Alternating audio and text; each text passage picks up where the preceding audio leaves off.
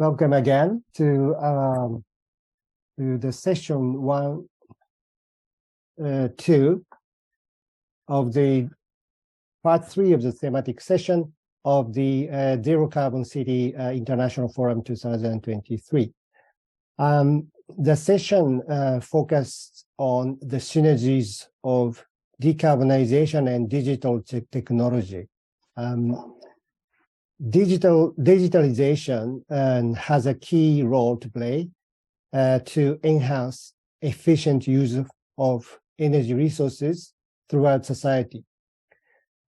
There are many countries who are already taking steps to achieve this.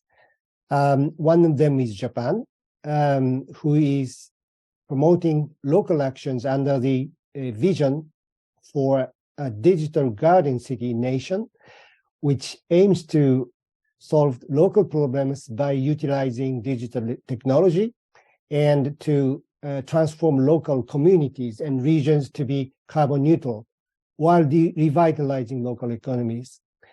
So this session will focus on sharing different initiatives of national and local government to discuss two key questions, which I'd like to introduce now. The first question is how digital technology can accelerate transformation to decarbonized society. And we discuss different practices. And the second question is, what was the barriers or the challenges to promote greenhouse gas reduction with digital technologies? So we are learning from different distinguished speakers about the lessons and takeaways from their experience. My name is Tadashi Matsumoto. I forgot to introduce myself. I'm working at the OECD, the Organization for Economic Cooperation and Development, working on sustainable urban development. We are also supporting this theme through the OECD program called a territorial approach to climate action and resilience. The conference website has a detailed information on this program, so please refer to it if you are interested. The outcome of this discussion will feed into the upcoming G7 ministerial meetings under the Japan presidency. In particular, the G7 ministers on climate, energy, and environment. The summit is taking place in Sapporo in April, as well as the G7 minister meeting on sustainable urban development, which also takes place in Takamatsu in Japan in July. So we are very much looking forward to contributing to this large discussion across G7 countries. So without further ado, I'd like to go into the presentation from speakers. So we have six distinguished speakers from all over the world. And each speaker has 7 minutes, if I understand correctly, to share their leading examples, practices, and then also lessons and then challenges. And then after that, we have a little time to discuss. The first speaker is Mr. Kensuke Kamimura. Kensuke is a unit chief from the Secretariat of the Council for the Revitalization of the Vision for a Digital Garden City Nation, Cabinet Secretariat. So the floor is yours. Welcome, Kensuke.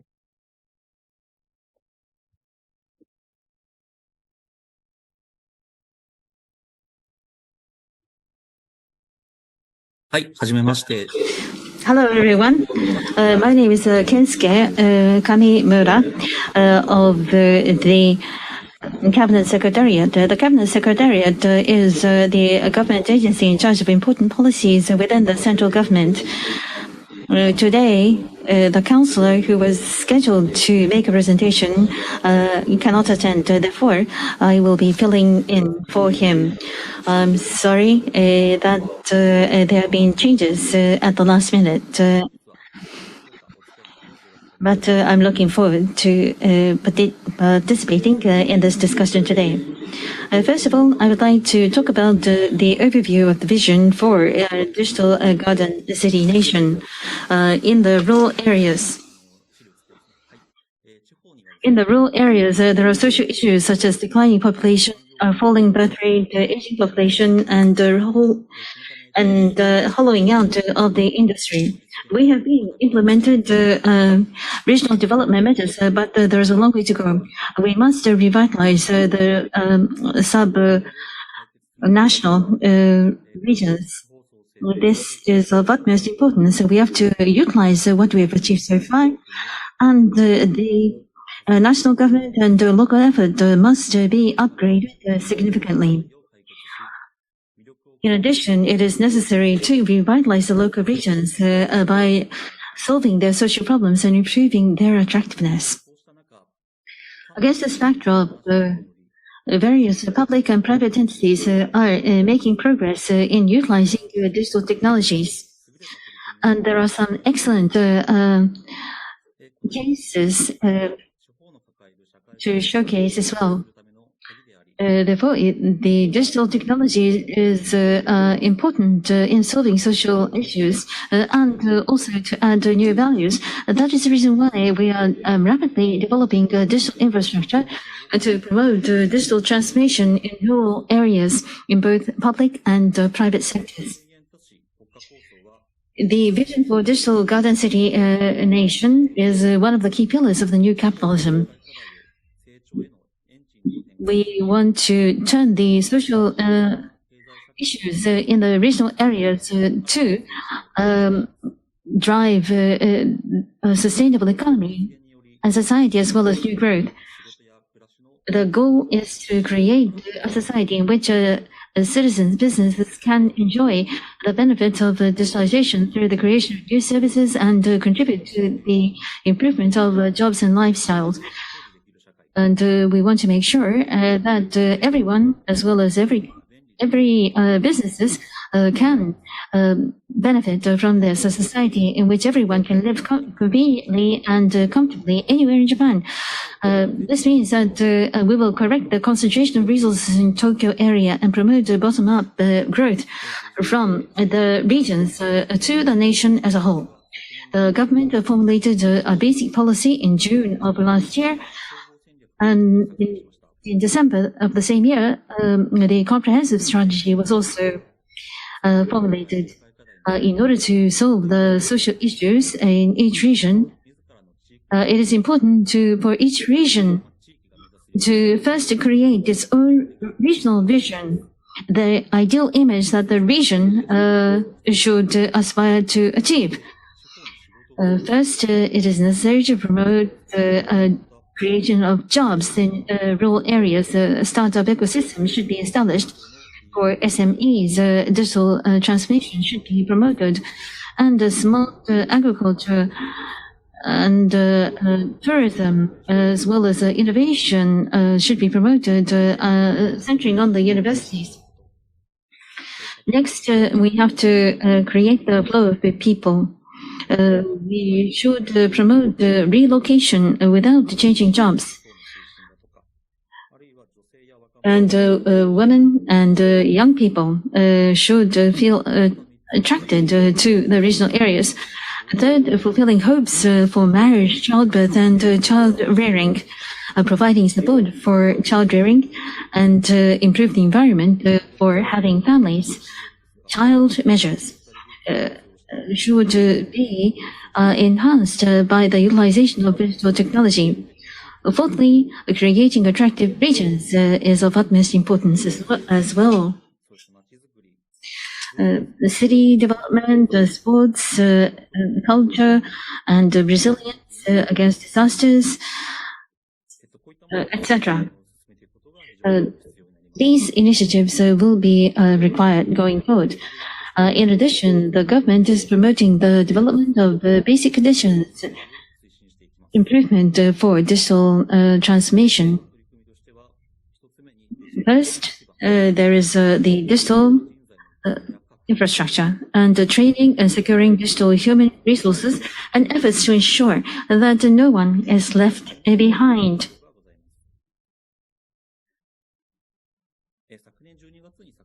In December, the comprehensive strategy was formulated.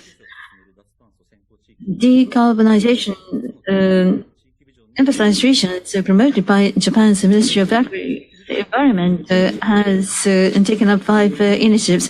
In order to realize regional visions, it is expected that the effectiveness of measures will be enhanced by promoting cooperation amongst regions and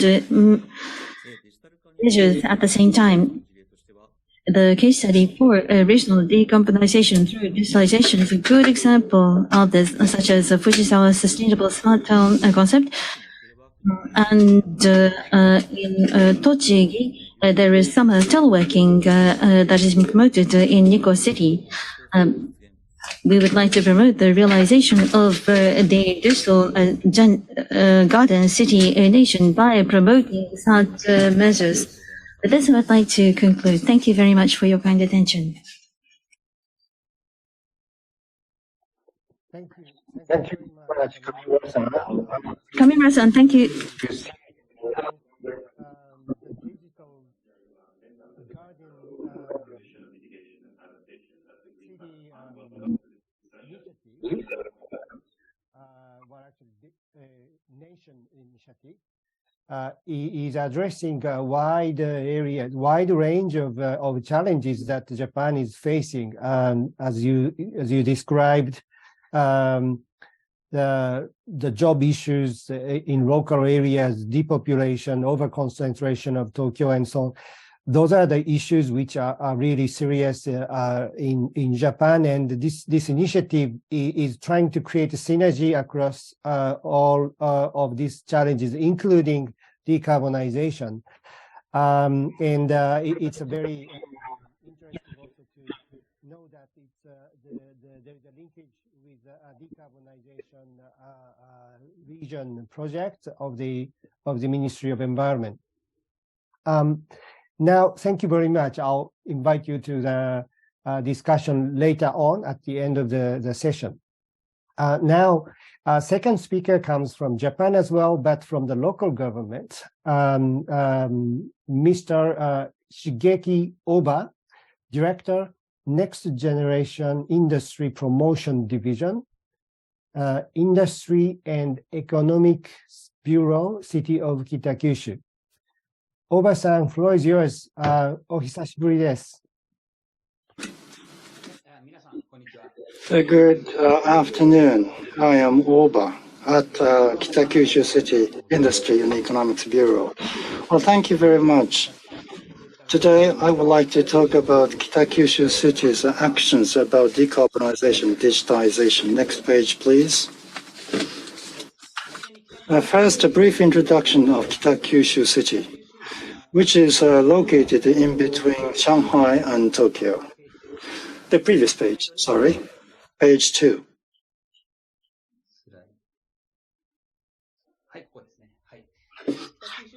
Kitakyushu City is rich in natural environment and bright cuisine.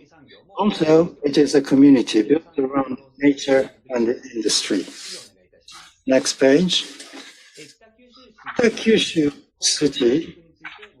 This is about the experience of overcoming pollution and environmental policies. The Kitakyushu area has been an industrial and manufacturing hub since 1901. With the start of operation of the government-run Yahata Steel Works, rapid industrialization in the post-war wars resulted in serious industrial pollution in the 1960s. With the efforts from the residents and local government, along with the cooperation of companies, much of these problems were solved, and blue sky came back. These efforts were recognized by OECD in 1985. Kitakyushu City was introduced in the OECD's Environment Report as from gray city to green city. In 2018, OECD selected Kitakyushu City as a model city for promoting the sustainable development goals. Kitakyushu Citizen Mayor attended the UN High-Level Political Forum in 2018. This is the picture on that occasion. This is an action about zero carbon or decarbonization. And in response to the mounting need, Kitakyushu City has declared zero carbon city by 2050. In order to achieve this goal by 2030, we are going to reduce by 47% of the GHG emissions. Zero carbon city that the Kitakyushu City is pursuing is going to create a livable city where the corporate competitiveness is enhanced and resilient to disasters. Next page. I would like to share with you some points with regard to manufacturing. Robot industry, the city is hosted to companies, researchers supporting the robotics industry like Yasukawa Electric Corporation. Kitakyushu area hosts major automotive manufacturers such as Toyota and Nissan. Now, with regard to the next generation energy industry, Kitakyushu port is the only wind-powered port in Western Japan.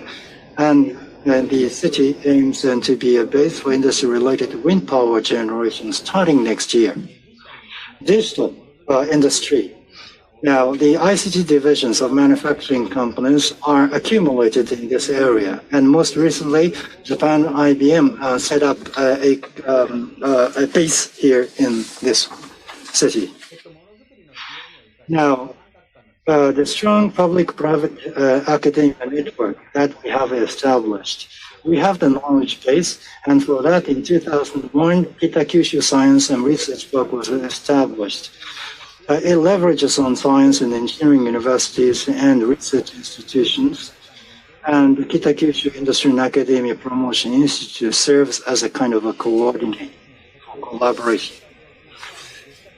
This shows the Digital Garden City Nation concept, which is in the Japanese government initiative.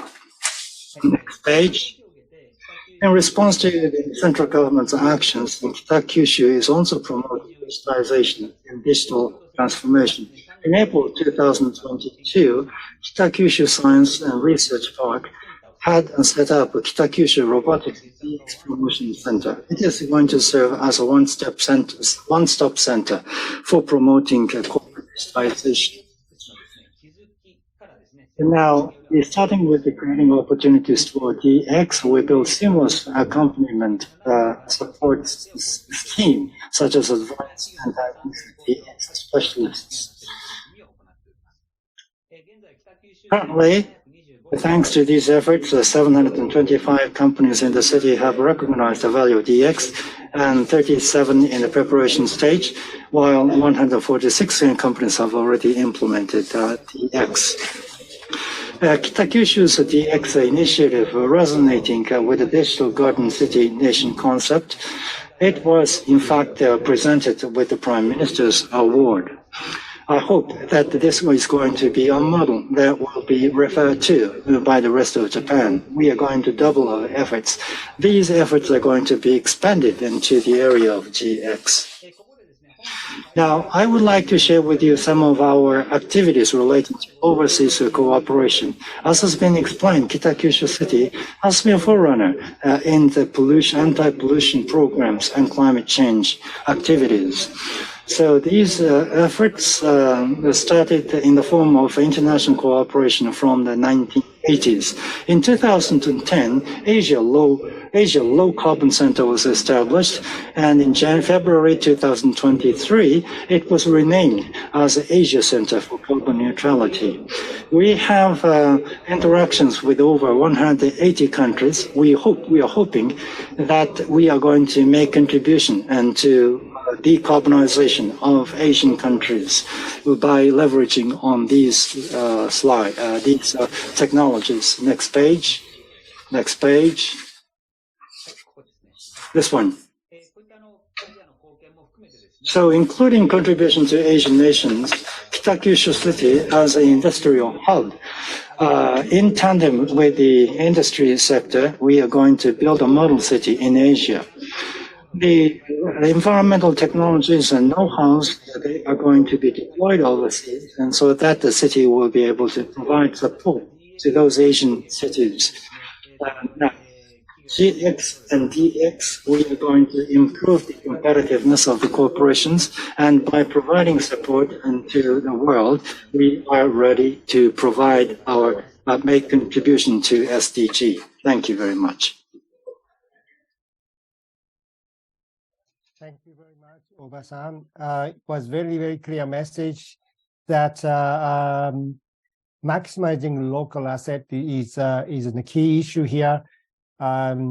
We know all that Kitakyushu has been working on a strong industry, greening industries, SMEs, and then power of citizens and so on. Now, digitalization is part of this discussion, and it's really interesting to see that how your city is combining this digitalization issue into that.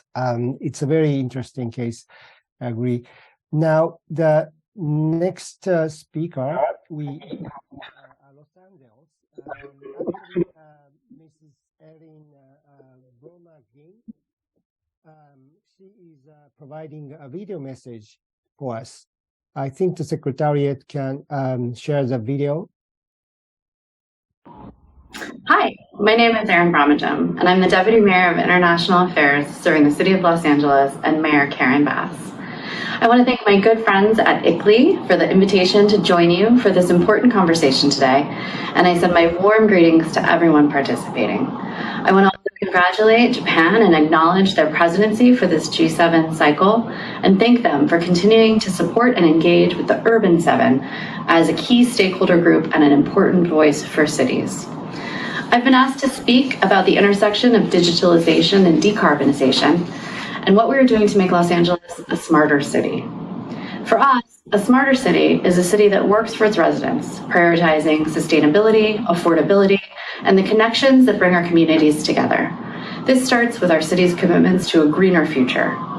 Los Angeles is on a path to be the first electric grid in America by 2035, achieving a zero carbon grid.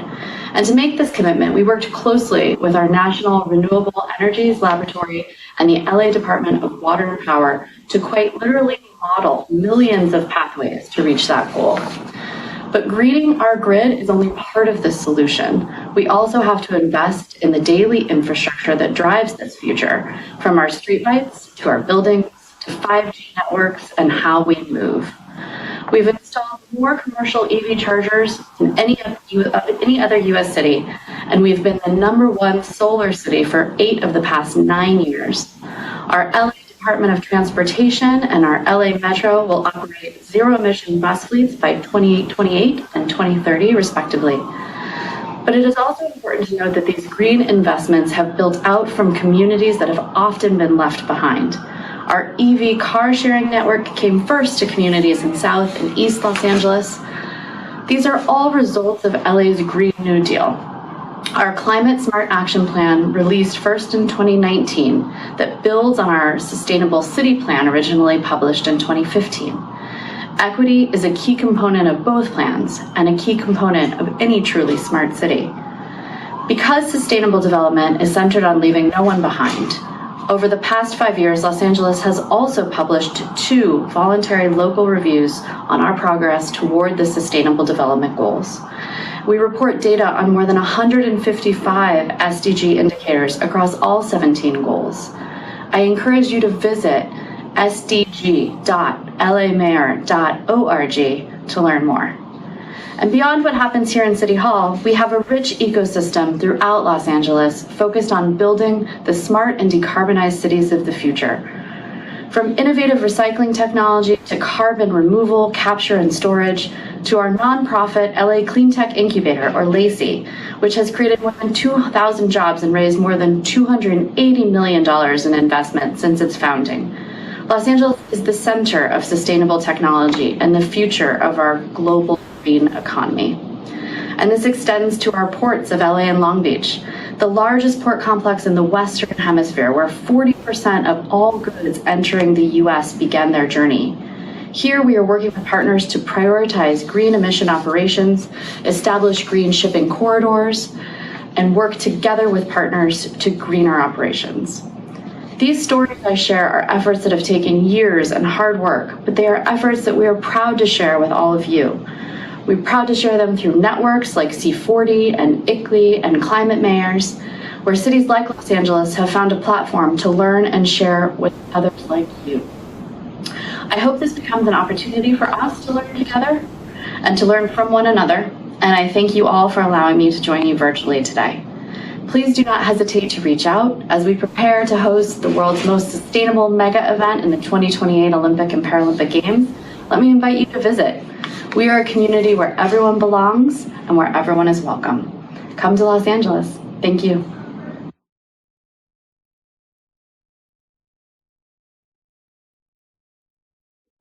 Thank you very much, Irene, from Los Angeles. This was the second presentation from the local government, and it has also a very interesting perspectives. Again, using the local asset, I would say. For example, like a greener port operation, maximizing their characteristics, being a port city.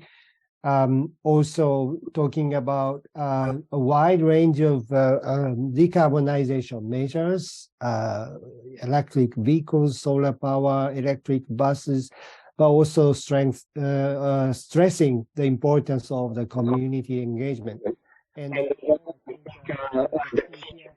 is a strong leadership and clear vision under their Green New Deal, as well as it's interesting also that Los Angeles is a champion of this localizing SDGs. So that's also quite probably working effectively to connect different policy objectives. Now, let's move back to India. We have a guest from the new Taipei city, Mr. Lee Jun-Yi,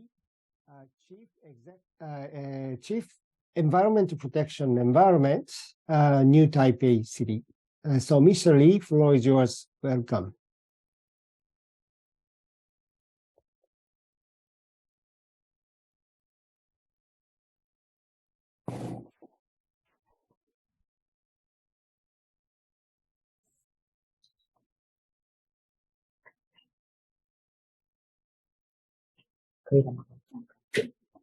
Hello.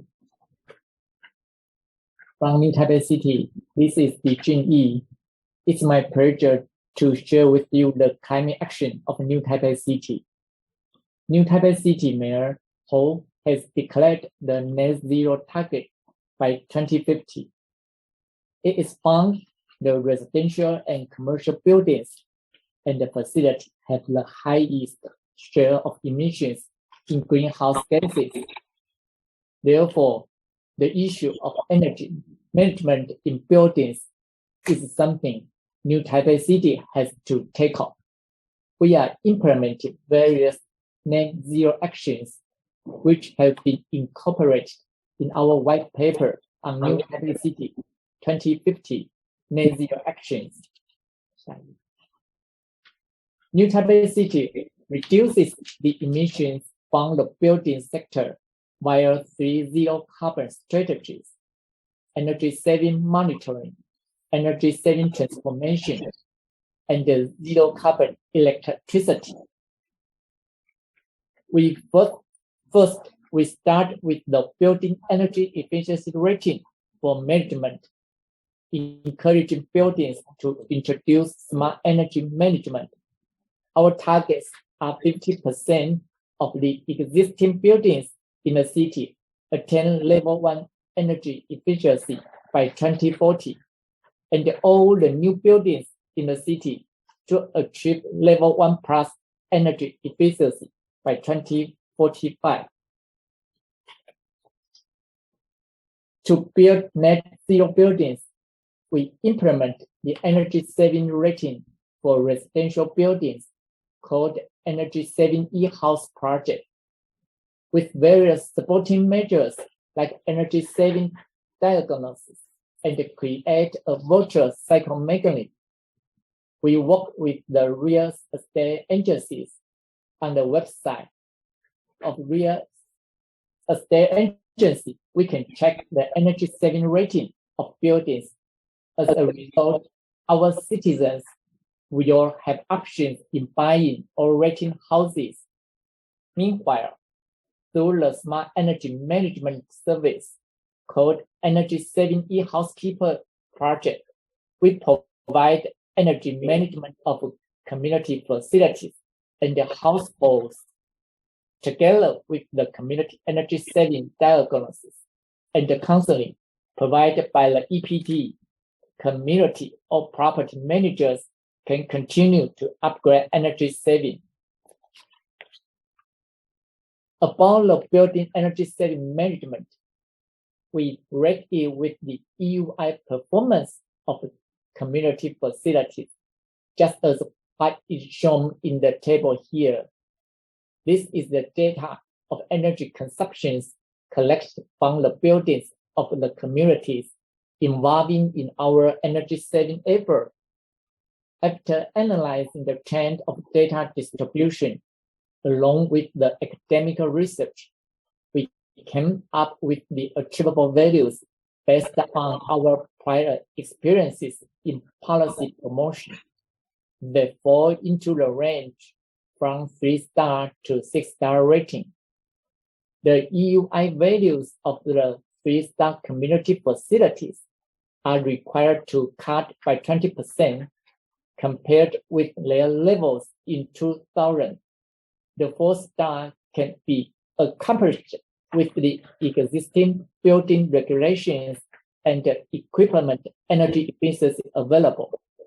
As for the 5-star and the 6-star rating, they are the direction and the goals we aim for in the future to attain a 50% building energy saving. At present, we work with 15 real estate agencies. Starting from the launch in March 2022, there have been 150 communities on board. Based on the tracked energy consumption of model households with the energy saving behavior advice for smart energy management, we found they can achieve a 9% energy saving if it is combined with the replacement of home appliances with the one with energy label level 1. We can achieve an overall energy saving by 20 to 25%. Also, to accelerate the introduction of smart building energy management, we work with developers directly for a comprehensive installation to the new construction projects. The design is to adopt the green building requirement. The energy efficiency rating is enforced. In construction, we check the structure, interior, and the facilities with the energy saving rating. In operation, we use the smart energy management to encourage households to adopt appliances with energy label level 1, along with good practice in use to maintain the good performance in building energy efficiency. In the process of promoting the net zero for buildings, we also uphold the spirit of the UN IGES, leave no one behind. Therefore, we are planning to set up a public service cloud, which will be affordable for households and the citizens and happily adopted by all businesses. We shall create a space of energy as a service for all citizens to share the fruits. We received recognition of the Government Service Award domestically and of the CDP A-list city internationally for the promotion of the Building Energy Saving Rating Project and the Smart Energy Management Project. That's all. Thank you.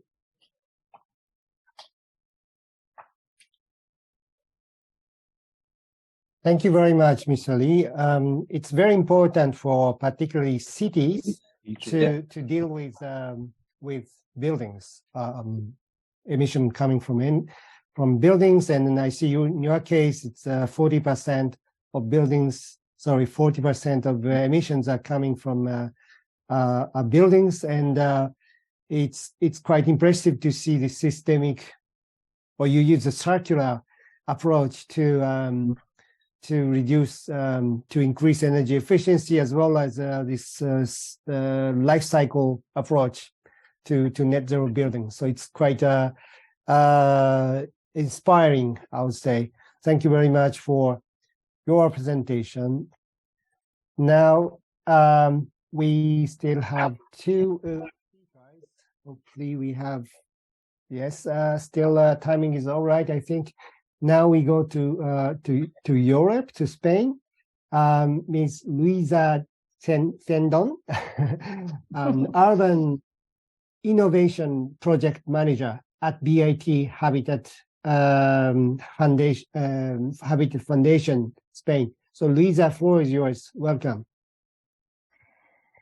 Thank you. Good morning, good afternoon, or good evening. Thank you for the invitation for the Zero Carbon International Forum.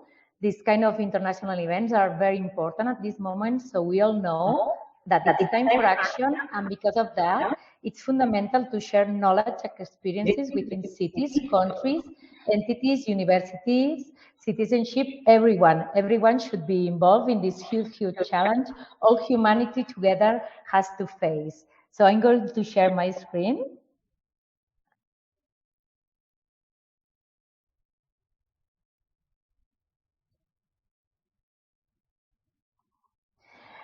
So as you said, I'm Luisa Fendon. I'm an Urban Innovation Project Manager at BIT Habitat Foundation.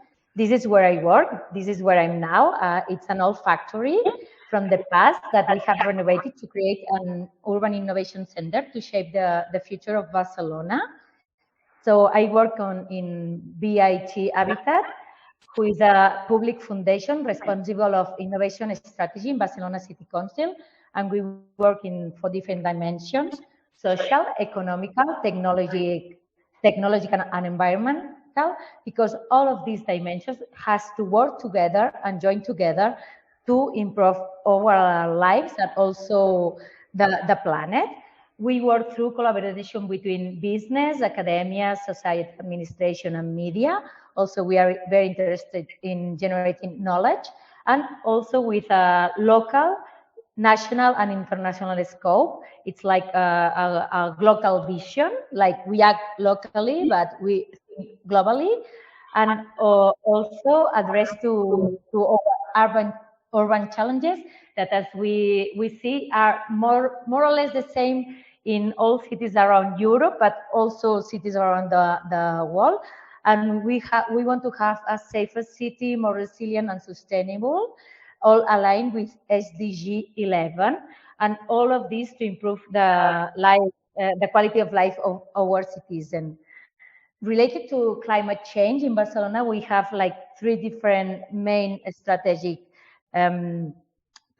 That the first one we approved in 2018 was our climate plan, that it's our city strategy, and it establishes a package of over 240 measures for achieving carbon neutrality by 2050. That it's what all European countries that are in European Commission have agreed. And also we have strategic goals for mitigation, but also adaptation and resilience that are also very important in our Mediterranean region, because, as you know, we are in a very vulnerable region. Also, climate justice. We want to achieve 0 energy poverty and 100 clean energies by 2030. And also promoting citizen action, that we think it's very important to achieve all these goals. It's not just a technological transition, it's also a social transition. So related to this, we have the climate emergency statement that we approved in 2020. And this statement just declared that climate is an emergency and we have to act quickly, and we have to have a real impact in decreasing our emissions. And in the 2022, we also joined a new European initiative that is called European Mission 100 Net Zero Cities. That we are 100 European cities that are working together to share knowledge, methodologies, experiences to achieve climate neutrality by 2030. Now, this is our context, but now I'm going to explain 5 initiatives that we are managing from BIT Foundation that relate innovation with technology and also climate change. First of all, and related to the presentation that just took part, we are working in Calalier, the factory that I showed you before. It's a smart building. In fact, it's the first renovated building to achieve lead platinum certification, and we use technology as to achieve energy efficiency, but also comfortability, because we think both are together. It's not just to increase energy performance, it's also that this performance is better for all of us. Also, going a bit out of the city, we have a public Fab Lab network.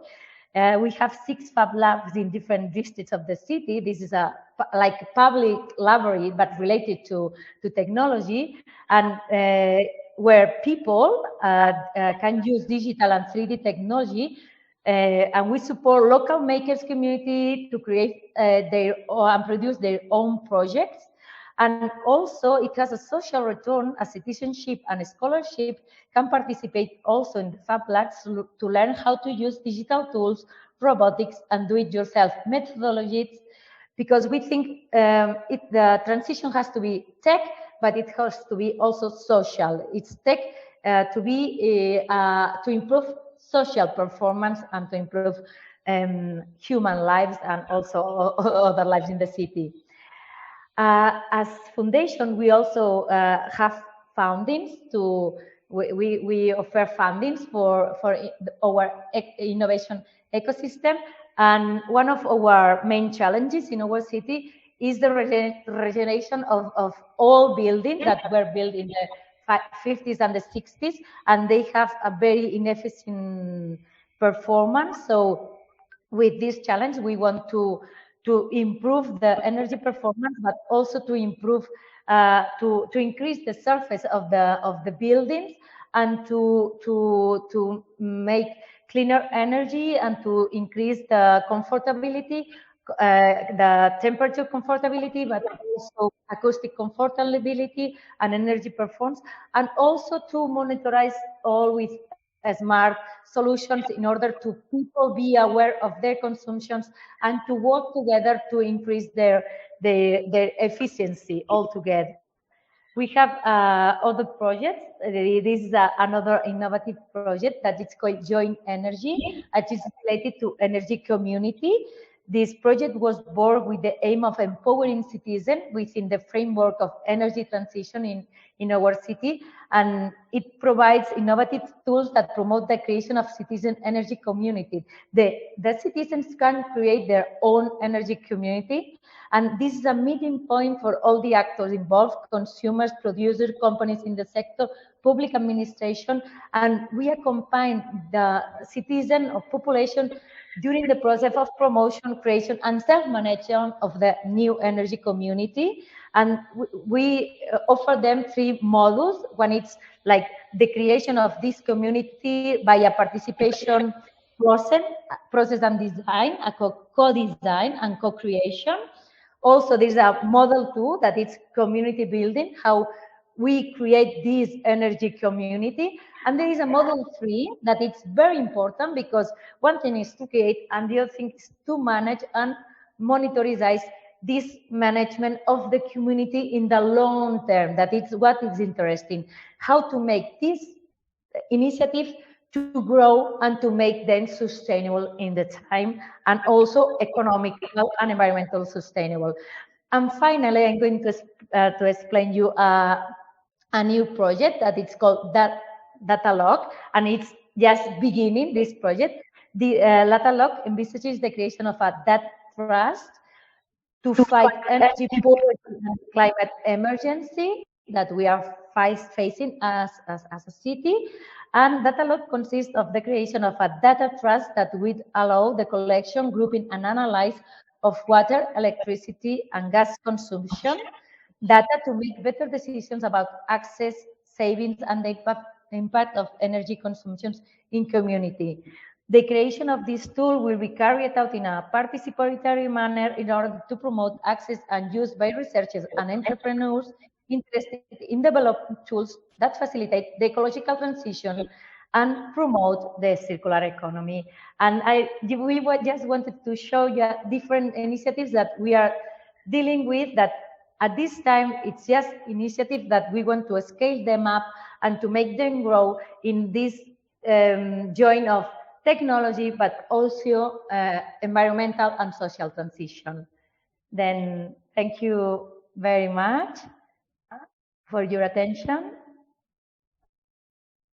And hope Luisa, thank you very also much. join us in Barcelona. Thank you very much. Thank you very much. Very nice illustration and presentation. Particularly, I was interested in knowing that your smart city, smart building initiatives are not only just addressing energy efficiency issues, but a wider perspective like well-being and the comfortability and so on. So it's really interesting. And then also the last point on data is quite also reminding us the importance of visualization and the impact of our effort. Now, before going to the final speaker, I would like all the speakers to prepare for the discussion, because we are a little running out of time. So I remind the two discussion questions which are proposed by the Secretariat. So, and then I will ask directly to all of you to give to answer to one of the two questions. So please prepare. The first question is about, what more is needed, what is necessary more for promoting digital technologies for reducing emissions, what are challenges, and how national and local government should cooperate. And then second question is about inclusivity, just transition. So digitalization is changing the world rapidly, what we should keep in mind in terms of just transition. So this comes after the presentation of Dr. Cho Chu, urban development specialist from Asian Development Bank. Dr. Chu, welcome. Floor is yours. Thank you, Matsumoto-san. Good morning, good afternoon, good evening, ladies and gentlemen. It's an honor for us to be part of this international forum. Today, I would like to introduce a brief view on the ASEAN-Australian Smart Cities Trust Fund initiatives that ADB has been working on. Just a brief backdrop that the trust fund is focusing on building livable cities that are green, competitive, inclusive, and resilient in the Southeast Asia, the ASEAN region. It's a 5 years project, $20 million single donor funding from the DFED, Australian government, supporting cities to adopt digital solutions to improve the three key functional areas: city planning system, service delivery, and financial management systems, and cross-cutting between gender equality and social inclusion, as we have been discussing on the just transformation approach to the cities and the smart technology, climate change, and climate justice, and engagement with the private sector. We have chosen about around 20 cities, to be exact, 23 cities from 7 different Southeast Asian countries based on this criteria. Some of the engagement of the cities are deeper. Some are more on capacity building, networking, etc. But some are what we call task orders or in-depth engagement with those kind of cities, where the government is, local government as well as the national government is key, and there's a lot of buy-in from the city governments. So we have around 11 task orders currently ongoing or a few completed.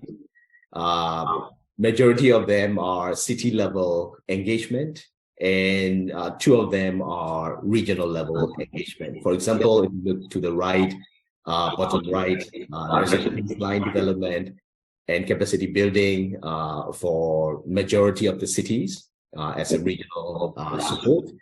And then the smart city, inclusive city approach, in terms of gender, social inclusion, people with disabilities, and so on. So where cities could learn each other, as well as learning good practices from cities across the globe. I will go a little bit detailed into each cities. The first one is the Baguio city in Philippines. The initiative, the trust fund supported the city on the flood early warning information and mitigation system.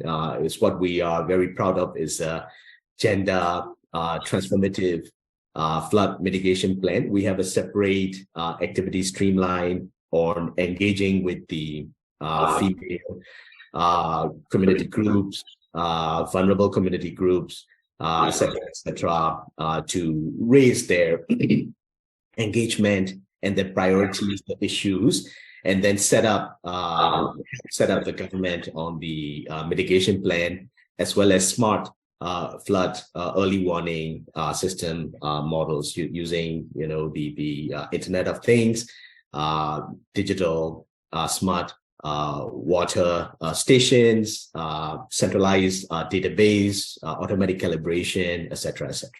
And then we have also helped with the various government departments, relevant government departments on the trainings, and then help with dissemination, outreach.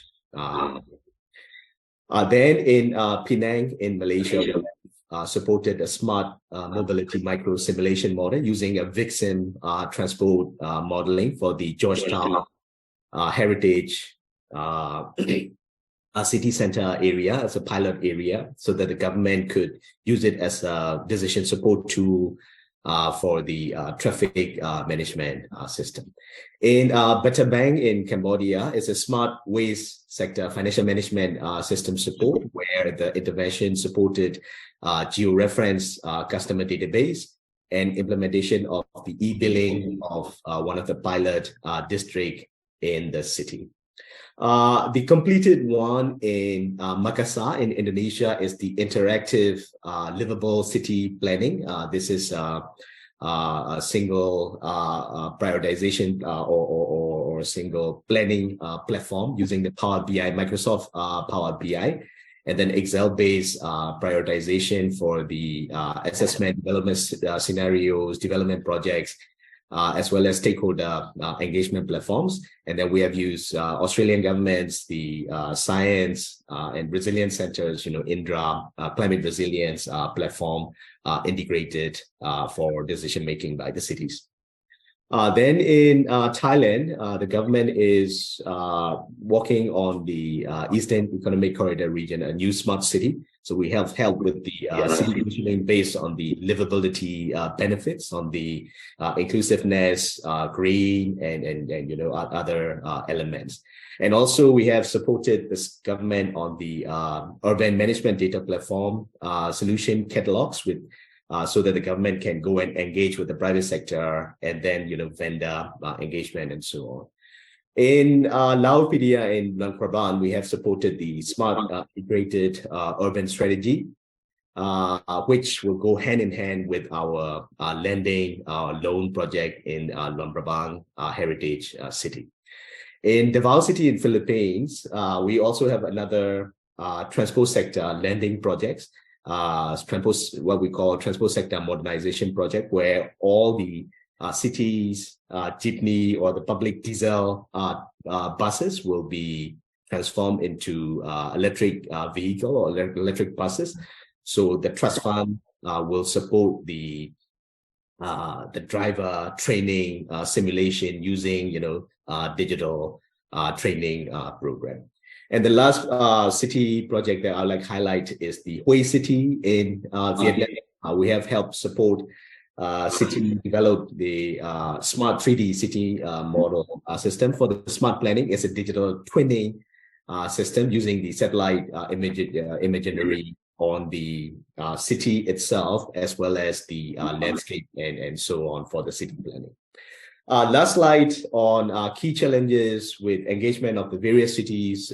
We have found definitely, of course, at the the developing country level, the capacity limitations of the government, particularly at the city level government, and also at the challenge with the inclusive stakeholder engagement with the community, vulnerable population, women group, person with disability, etc., and then engagement with the private sector. Then, of course, the inclusion itself on helping the government on how to prioritize gender and inclusive approach. Then the challenge on similar to other countries, other cities, data availability, very complicated institutional coordination within the various relevant institutions, and of course the budget. So that's my presentation on our interventions in the Southeast Asia countries. I have additional materials and information that I could share. I can share the presentation slide with the organizers. Thank you. Thank you, Dr. Chu. There are a wide range of examples, as you said. I really hope everyone can access to this information and learn from different examples. Particularly, I thought it's quite interesting to see your capacity building focus, as well as this inclusion and social inclusion and vulnerability. Vulnerable population groups focus. That's quite important, to combine these climate challenges and then also digitalization. It's a very spot-on program, the Trust Fund. Thank you very much. So now I have a challenge. So I have 2 minutes to go. So obviously I'm not able to ask all of you to contribute, but I have to go to do a first come, first served basis. So I'll give the floor to anyone who wants to start to answer your question. Then I can go probably 2 person or 3 if possible. And then let me take 1 minute to wrap up. So who wants to answer to the questions prepared by the Secretariat? No need to raise hand. You can just go directly. Okay, I can start. Okay, I think I'm going to answer to the first. Yeah, I'm going to answer to the first question. I'm going to be very brief in order to give a space to the other speakers.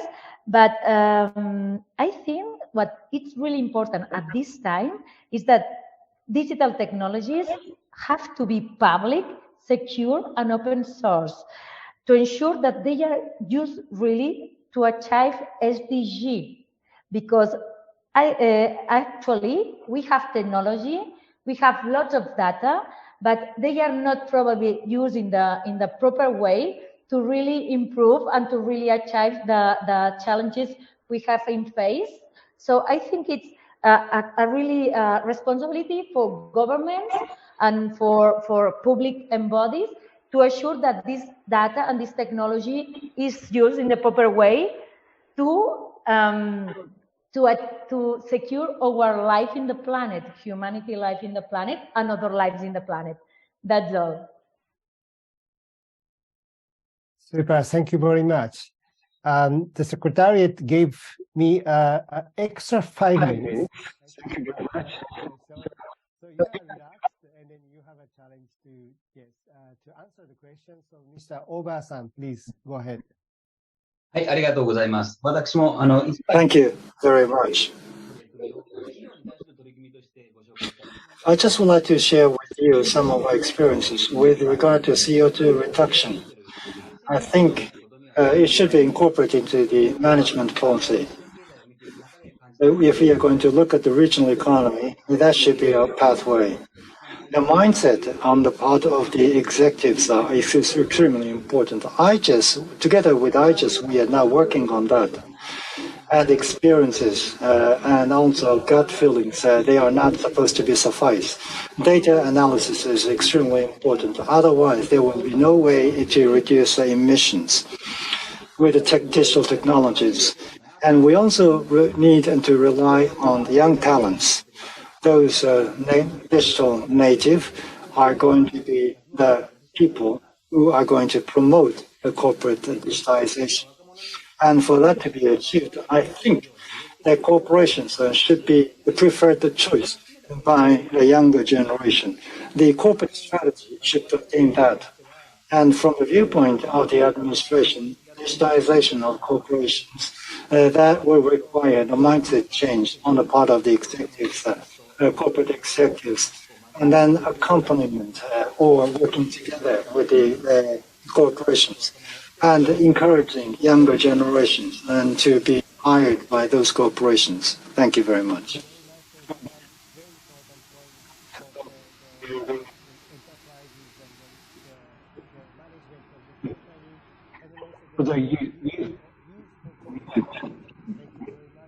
In our opinion, effective operating mechanisms are necessary, and the costs of digital technology are a big challenge. So to secure a just transition to inclusive digitalization, affordable digital management are the key to success. So New Taipei City established building energy saving rating system and developed the smart energy management tools to track the energy consumption by the traditional appliances without smart feature. So without the replacing their appliances at huge cost, citizens can still use smart monitoring on their appliances, improve their power consuming behavior. Also, by setting up data analysis service platform, we facilitate households and communities to establish their energy saving models.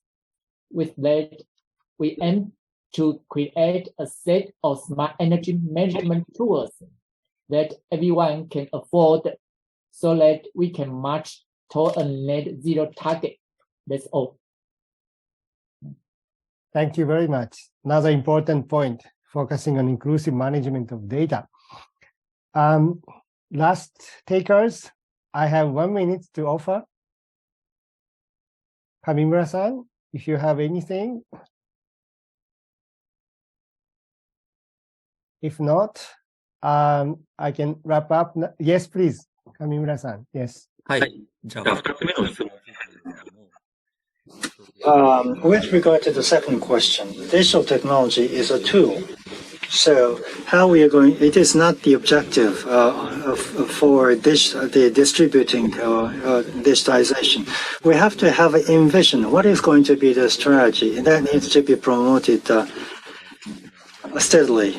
And that's the same case with the decarbonization. Decarbonization is an end in itself as well a tool.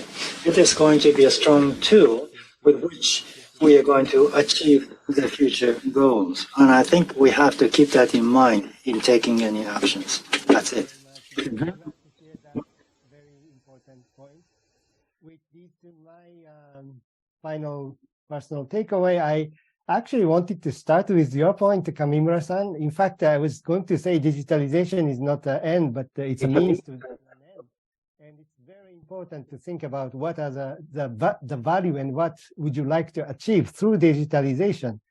So that is already one point. And then another point I wanted to stress here throughout today's discussion is that combining digitalization with the climate target, decarbonization target, can open a new opportunity, a lot of different opportunities and ideas to accelerate carbon neutrality, and then also create synergies across different objectives. So all the more to support this new activities. So that's very important. On challenge side, I think we didn't hear much about the scaling up. It's quite interesting always, it reminds me that all the interesting cases coming from the top leading cities and champions are interesting, but actually how do you really, extend it and then diffuse it to other parts of the country, because then or what other parts of the globe, otherwise you create a big gap or disparities across regions and countries, where national government has an important role to play. The third point I'd like to mention is measuring impact. So digitalization can also be used to really accelerate the evaluation of policies, and then also measuring impact to further develop and improve policies.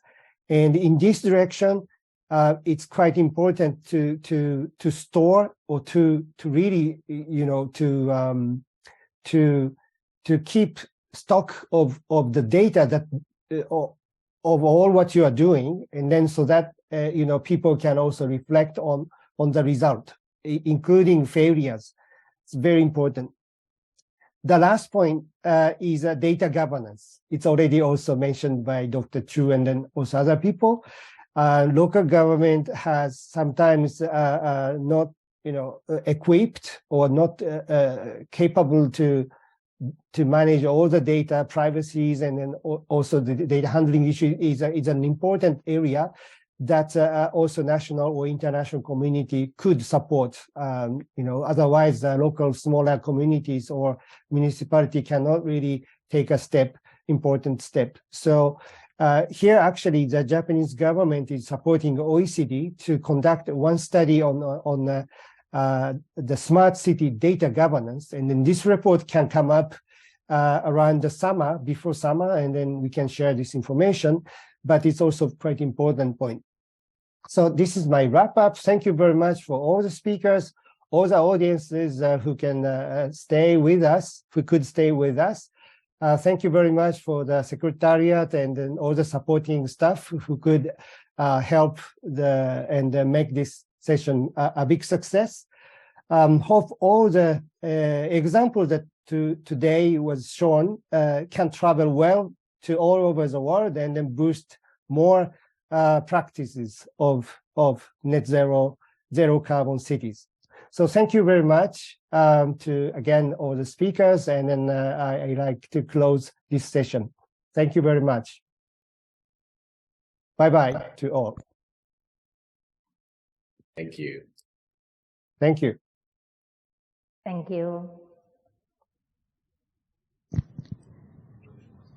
脱炭素とデジタルをご覧になっている方は、フォーラムウェブサイトにお戻りいただいて、第3部をご選択の上、続きをご視聴ください。